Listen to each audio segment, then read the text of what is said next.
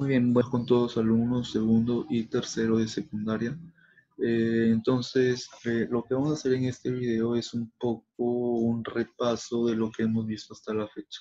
Sí, desde que empezó el segundo trimestre, nosotros empezamos hablando sobre la teoría de la cinemática, donde yo les explicaba o les nombraba los elementos que íbamos a ver en los diferentes tipos de movimiento. ¿Sí? Entonces, luego de eso, nosotros empezamos con el movimiento rectilíneo uniforme, luego vimos el movimiento rectilíneo uniformemente variado y por último, hasta la fecha, hemos visto el movimiento vertical de caída libre. Bien, entonces, a ver, ¿qué tenemos por aquí, muchachos? Miren, primero tenemos al movimiento rectilíneo uniforme, luego tenemos al movimiento rectilíneo uniformemente variado y por último tenemos al movimiento vertical de caída libre. Como ya les había dicho al principio, lo que vamos a hacer ahora es identificar algunas semejanzas y algunas diferencias en estos tres movimientos. Muy bien, entonces, ¿qué tenemos como semejanza, muchachos? Miren, estos tres movimientos, tanto el movimiento rectilíneo uniforme, el variado y el movimiento vertical de caída libre son movimientos donde los cuerpos describen trayectorias rectas. Sí, esto es importante que ustedes lo tengan en claro. Los tres movimientos son movimientos donde los cuerpos van a describir trayectorias rectas. ¿Cuál es la diferencia entonces? Muy bien, la diferencia es la siguiente. En el movimiento rectilíneo uniforme y en el movimiento rectilíneo uniformemente variado, nosotros tenemos a cuerpos que se mueven mediante trayectorias rectilíneas, pero horizontales. Sí, estas líneas que están por aquí son líneas horizontales, ¿ya? Entonces, tenemos cuerpos que bien podrían ser autos, según los problemas que nosotros resolvíamos, eran autos, podrían ser motos, o cualquier cuerpo que se mueva en trayectorias horizontales. ¿Ya? Listo. Ahora, en el movimiento vertical de caída libre, ¿sí? También es un movimiento donde los cuerpos van a describir trayectorias rectilíneas, como ya se los había dicho, pero la diferencia aquí es que esos cuerpos van a describir trayectorias rectilíneas pero verticales. ¿Qué quiere decir esto? Que vamos a tener cuerpos que se van a mover de abajo hacia arriba, como por ejemplo este de aquí, o de arriba hacia abajo, como por ejemplo, perdón, de abajo hacia arriba, como por ejemplo este de aquí. ¿Sí?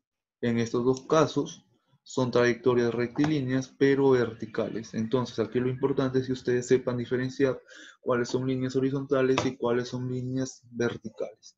Estas dos son líneas horizontales y estas dos de aquí son líneas verticales. Bien, muy bien. Entonces hasta el momento ya hemos identificado una semejanza y una diferencia para estos tres movimientos. Sí, ya identificamos. ¿Qué es lo que vamos a hacer ahora? Lo que vamos a hacer ahora, muchachos, es recordar cuáles serán las características para el movimiento rectilíneo uniforme, para el movimiento rectilíneo uniformemente variado y para el movimiento vertical de caída libre. Entonces, vamos a empezar con el movimiento rectilíneo uniforme. A ver, ¿por qué se llama uniforme? Básicamente, escuchen bien, se llama uniforme porque la velocidad es constante. ¿Sí? La velocidad entonces es constante. Básicamente esta es la característica más importante de este movimiento. La velocidad debe ser constante. A ver, para quienes ya se olvidaron, ¿qué significa que la velocidad sea constante? Vamos a suponer que este cuerpo se está moviendo hacia la derecha, ¿sí? Y tiene una cierta velocidad v. Tiene una cierta velocidad v. Entonces, para que este cuerpo vaya desde aquí hasta aquí, le ha tomado un cierto tiempo t y ha recorrido una distancia d. Sí, ha recorrido una distancia d. Entonces, ¿qué significa velocidad constante? Que esta velocidad v con la que empezó el movimiento es la misma velocidad con la que llegó a este punto. ¿Sí? Eso es lo que significa velocidad constante, es decir, que no va a cambiar, va a ser siempre la misma. ¿Sí? ¿Y cuál era la fórmula general que nosotros utilizábamos para este movimiento? Es velocidad igual a la distancia recorrida dividida entre el tiempo que empleó en recorrer esa distancia. Listo. ¿Cuáles eran las unidades de la velocidad? Metros sobre segundos. Listo. Entonces, básicamente esta es la fórmula general. Pero a partir de esta fórmula se podrían desprender dos fórmulas más. ¿Qué pasa si es que yo quiero hallar la distancia? Pues simplemente la despejo y digo, distancia es igual, este tiempo que está dividiendo pasa a multiplicar y se convierte en velocidad por tiempo. Sí, ahora, ¿qué pasa si yo quiero hallar el tiempo? ¿Qué pasa si yo quiero hallar el tiempo? Simplemente digo, tiempo que está dividiendo pasa, o lo vamos a despejar de aquí mejor, ¿sí? La velocidad que está multiplicando pasa a dividir y se convierte en distancia, esta de aquí, dividida entre la velocidad. ¿Sí? Pero la importante es esta. Y justamente para hallar esta de aquí, yo les explicaba sobre un triangulito, ¿verdad? De esta forma, donde arriba aparecía, donde arriba aparecía, donde arriba aparecía la distancia, abajo aparecía la t de tiempo y aquí aparecía la velocidad. Entonces, este triangulito de aquí también es muy bueno para ayudarme a identificar estas ecuaciones de acá. Yo creo que todos ustedes ya saben cómo utilizar este triángulo. Listo, entonces por aquí les he hecho un espacio para no perdernos y no confundirnos. Estamos en el movimiento rectilíneo uniforme. Nosotros veíamos también que en este movimiento podían ocurrir dos casos particulares, ¿verdad? Nosotros hablábamos sobre el primer caso, que era cuando yo quería hallar el tiempo de encuentro entre dos automóviles o dos cuerpos, ¿verdad? Entonces, ¿qué es nosotros lo que teníamos que hacer aquí? Miren, vamos a suponer nosotros que esta es la trayectoria que describen estos dos cuerpos. Por aquí tenemos al cuerpo de rojo que se mueve hacia la derecha con una velocidad v de 1, ¿sí? Ese es el cuerpo 1. Y por aquí nosotros teníamos al cuerpo 2 que se mueve hacia la izquierda con una velocidad de 2. Listo. Inicialmente, así tal cual ustedes lo están observando, estos dos cuerpos están separados una cierta distancia d. ¿Sí? Una cierta distancia d. Entonces, para hallar el tiempo de encuentro, ¿qué es lo que tenía que hacer? Miren, vamos a suponer que el encuentro se da en este punto de aquí. Entonces, este auto de rojo recorrió todo esto y llegó aquí, ¿sí? Y este auto de azul recorrió todo esto y llegó aquí. Entonces, aquí se produce dicho encuentro. Vamos a suponer que aquí es donde se produce dicho encuentro. Entonces, ¿cuál es la distancia que recorrió el cuerpo de rojo? Fue todo esto, ¿sí? Y yo le coloco D1. Distancia que recorrió el cuerpo 1. Listo. Y el cuerpo 2 fue todo esto. Entonces yo le pongo D2. Distancia que recorrió el cuerpo 2. Listo. Ahora, ¿de qué forma yo demuestro la ecuación para hallar el tiempo de encuentro? Miren, vamos a partir de esta ecuación, de cualquiera de esas tres. Vamos a partir de esta de aquí. Distancia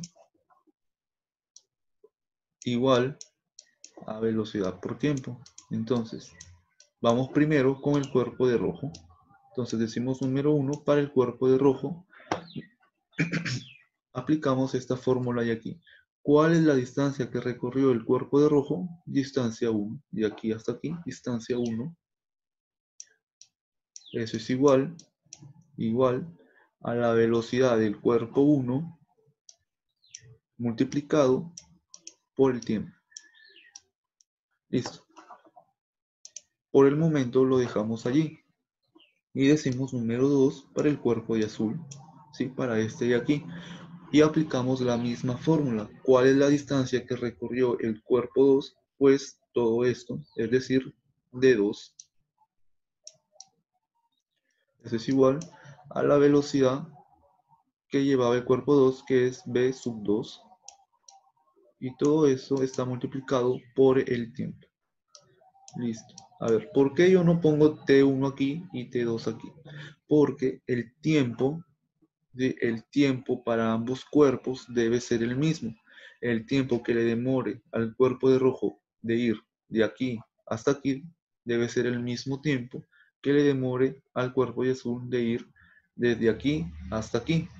¿Sí? Entonces, justamente es por eso que yo no les coloco de 1 aquí y 2 aquí. ¿Por qué? Porque debe ser el mismo tiempo.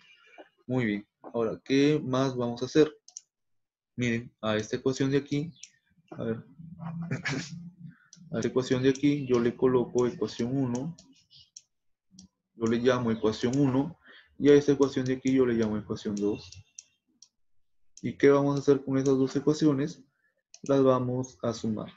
Entonces, reescribo por aquí a la ecuación 1,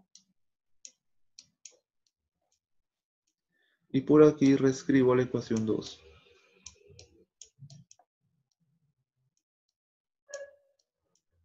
Muy bien.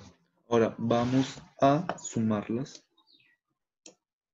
¿Sí? Estas dos ecuaciones las vamos a sumar. Decimos entonces distancia 1 más distancia 2 en el primer miembro igual B1 por T más B2 por T. Muy bien.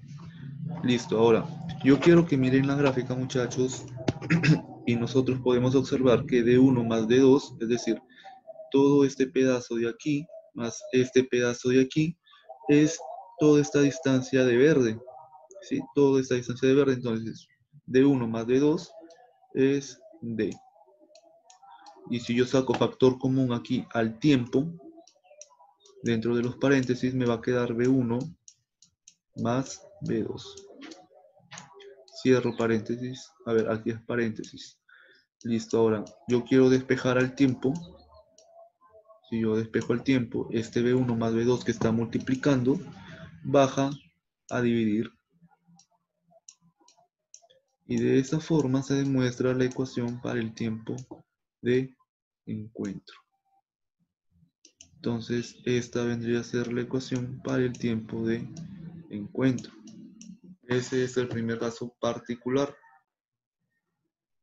Listo, muy bien. Entonces, el segundo caso particular que nosotros veíamos en el MRU era la ecuación para el tiempo de alcance.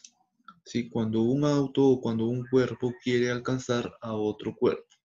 Listo, entonces, ¿qué tenemos por aquí, muchachos? Miren, es muy parecido a este de acá. A ver, por aquí vamos a dibujar la trayectoria rectilínea y horizontal que describen ambos cuerpos. Entonces, por aquí tenemos a la trayectoria 1 y por aquí tenemos a la trayectoria 2. ¿Sí? Bien, ahora en la trayectoria 1 nosotros tenemos al cuerpo 1 por aquí y en la trayectoria 2 nosotros tenemos al cuerpo 2 por aquí.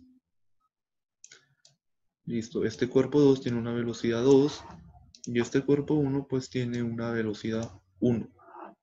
Inicialmente, así como ustedes están que lo ven, así tal cual, estos dos cuerpos están separados una distancia d. ¿Sí? Están separados una distancia d. Listo, ahora, algo para aclararles aquí es lo siguiente. El cuerpo 1 es el cuerpo que quiere alcanzar al cuerpo 2. ¿Sí? Y para que se dé el alcance, entonces, obviamente, la velocidad del cuerpo 1 debe ser mayor a la velocidad del cuerpo 2. Porque si esto no pasa, entonces el cuerpo 1 nunca en la vida va a alcanzar al cuerpo 2 y el alcance nunca va a existir. Entonces, tiene que ser la velocidad 1 mayor a la velocidad 2. Bien, ahora vamos a suponer nosotros que el cuerpo 1 alcanzó al cuerpo 2 en este punto de aquí. Entonces el cuerpo 1 avanzó todo esto y el cuerpo 2 avanzó solamente todo esto, hasta aquí. Y aquí fue donde lo alcanzó. Finalmente lo alcanzó. Están al mismo nivel, están al mismo punto. ¿Sí? Listo. Entonces, ¿qué distancia ha recorrido el cuerpo 1? Ha recorrido todo esto y yo le coloco distancia 1. ¿Sí? ¿Y cuál es la distancia que ha recorrido el cuerpo 2? Pues ha recorrido todo esto y yo le coloco distancia 2. Muy bien. Distancia 1 y distancia 2. ¿Qué vamos a hacer ahora? Vamos a hacer lo mismo que hicimos aquí. Vamos a aplicar esta fórmula general para cada uno de los cuerpos por separado. ¿Sí? Entonces, número 1, número 1 para el cuerpo de rojo. Para el cuerpo 1. ¿Sí? Para el cuerpo de rojo. Entonces, ¿cuál es la distancia que recorrió? Distancia 1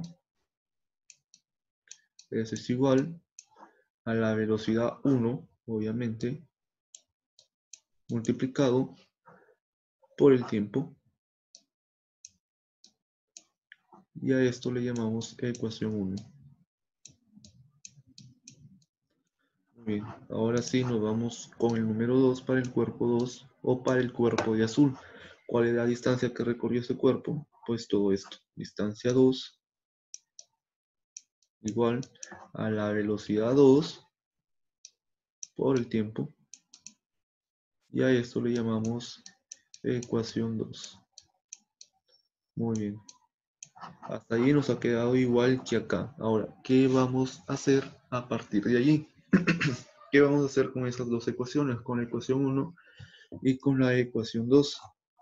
A ver, vamos a ver qué es lo que podemos hacer. Muy bien, a diferencia de aquí, donde sumamos a las ecuaciones, aquí las vamos a restar. Sí, aquí las vamos a restar. Es decir, a ver, vamos a reescribir a la ecuación 1, que es distancia 1 igual a velocidad 1 por tiempo. Y vamos a reescribir a la ecuación 2, que es distancia 2 igual a velocidad 2 por tiempo. Vamos a ver qué es lo que nos queda. Estas dos ecuaciones las vamos a restar. Muy bien. Vamos a ver qué obtenemos. Distancia 1 menos distancia 2 en el primer miembro. Y aquí nos quedaría B1 por T menos B2 por T. Si vamos a la gráfica, D1 menos D2, ahora vamos a ver qué es. D1 es todo esto y D2 es todo esto. Es decir, a todo esto yo le estoy quitando toda esta parte y finalmente me queda solamente esto de aquí. Eso quiere decir que D1 menos D2 es simplemente D. Sacamos factor común al tiempo y dentro de los paréntesis nos queda B1 menos B2.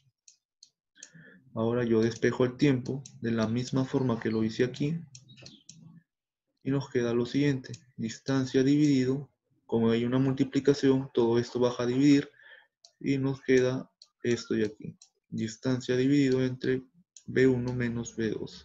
Y a esto de aquí se le llama tiempo de alcance. Y de esta forma se demuestra la ecuación para el tiempo de alcance. Listo. Muy bien, entonces ahora tenemos al movimiento rectilíneo uniformemente variado. Por aquí nosotros podemos observar que tenemos a este cuerpo de color rojo que describe una trayectoria horizontal rectilínea, ¿sí? Aquí la particularidad, la característica más importante es que la velocidad ya no es constante. Eso quiere decir que la velocidad va a cambiar a través del tiempo, ¿sí? Entonces la velocidad cambia, por aquí ponemos la velocidad cambia y se debe a que aparece una aceleración. ¿Sí? Aparece una aceleración. Aceleración, listo. Entonces la velocidad ya no es constante, va a cambiar. Aceleración. Vamos a escribir bien. Aceleración. Listo. Muy bien, entonces la velocidad aquí es la que va a cambiar. Es decir, cuando este cuerpo inicia su movimiento, lo hace con una velocidad inicial que se representa mediante v sub 0. ¿Sí? V sub 0 se está moviendo hacia la derecha. Muy bien. Cuando llegue, vamos a suponer, cuando llegue por aquí, llegará con una distancia, con una velocidad diferente a esta, ¿sí? Y nosotros le llamaremos velocidad final. ¿Sí? Entonces, cuando haya recorrido todo esto, habrá recorrido una distancia d y habrá utilizado un tiempo t, ¿sí? Por aquí lo colocamos. Listo. Básicamente esos son todos los elementos y obviamente también una aceleración. Esa aceleración es la uniforme, es decir, es la constante, es la que no va a cambiar para nada. ¿Sí? Es la que no va a cambiar para nada. Entonces, esta aceleración es la que hace que la velocidad cambie. ¿Sí? Muy bien, entonces, ¿cuáles eran las ecuaciones que nosotros debíamos tener en cuenta para este movimiento? Pues son estas de aquí. Son estas de aquí.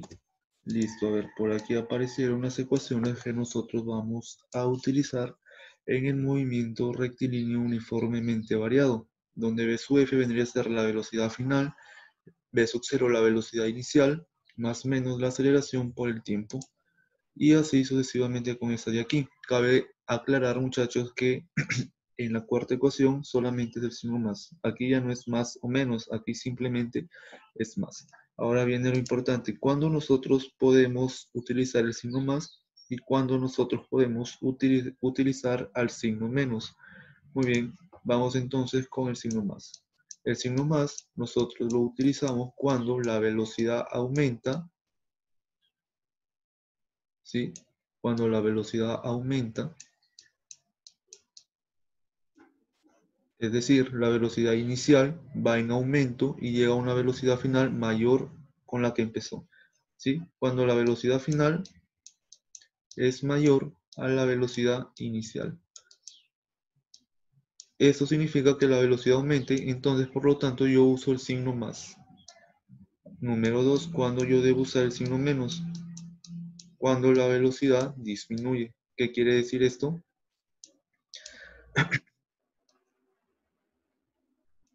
Que la velocidad del auto empieza con v sub 0 y termina en una velocidad final menor a v sub 0. Es decir, cuando la velocidad final es menor a la velocidad inicial. Esto significa que la velocidad va en disminución y por lo tanto se usa el signo menos. ¿Sí? Listo. Muy bien, ahora estamos en el movimiento vertical de caída libre. Básicamente lo que ustedes deben de saber aquí es que cuando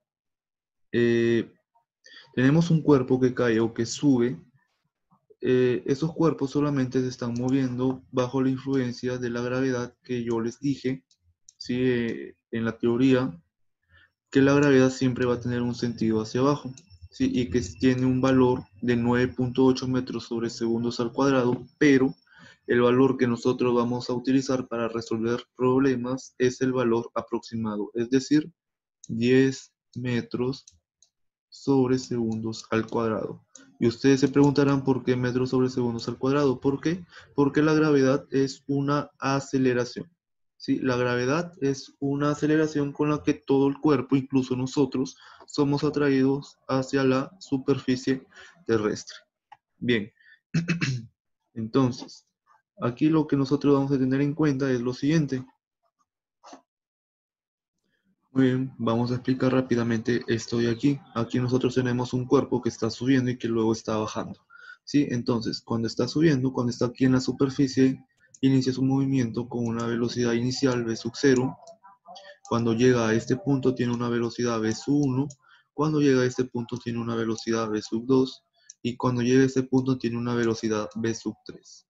Muy bien, aquí quiero hacer una pausa y decirles lo siguiente. A partir de aquí este cuerpo está bajando, eso quiere decir que ha alcanzado su altura máxima, ¿sí? Por lo tanto, cuando haya alcanzado su altura máxima, esa velocidad 3 será 0 metros por segundo, siempre, ¿sí? De eso acuérdense, muchachos. Ahí esa velocidad siempre es 0. Muy bien, entonces, como ya les había mencionado, cuando llegue a este punto ha alcanzado su altura máxima. Es donde este cuerpo entonces empieza a bajar, llegando a este punto con una velocidad 4, llegando a este punto con una velocidad 5 y llegando a este punto con una velocidad 6 o velocidad final. Listo. A ver, ahora sí, vamos a ver qué pasa con el tiempo. El tiempo que le demora al cuerpo en subir se le conoce como tiempo de subida y se representa mediante T sub S, ¿sí? Y al tiempo que le demore en bajar se le conoce como tiempo de bajada y se representa mediante T sub B.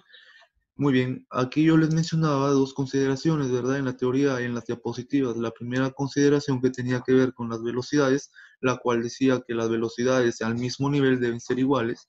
Entonces, por lo tanto, v sub 0, la velocidad inicial y la velocidad final, como están al mismo nivel, por lo tanto son iguales. V sub 1 y v sub 5, como están al mismo nivel, también son iguales. Esto también es importante, muchachos. Y otras velocidades que son iguales es la velocidad 2 y la velocidad 4. ¿Por qué? Porque están al mismo nivel. Eso se cumple en el movimiento vertical de caída libre. Y la segunda consideración tenía que ver con los tiempos, donde él decía que el tiempo de subida debe ser igual al tiempo de bajada. Listo. Tiempo de subida igual al tiempo de bajada. ¿Y cuáles son entonces las ecuaciones que nosotros debemos utilizar para caída libre? Son estas de aquí. Listo, son estas de aquí. Como pueden ustedes ver, las ecuaciones para el movimiento vertical de caída libre son estas de aquí, donde yo creo que ustedes ya saben qué es lo que significa cada una de estas representaciones que podemos observar. Muy bien.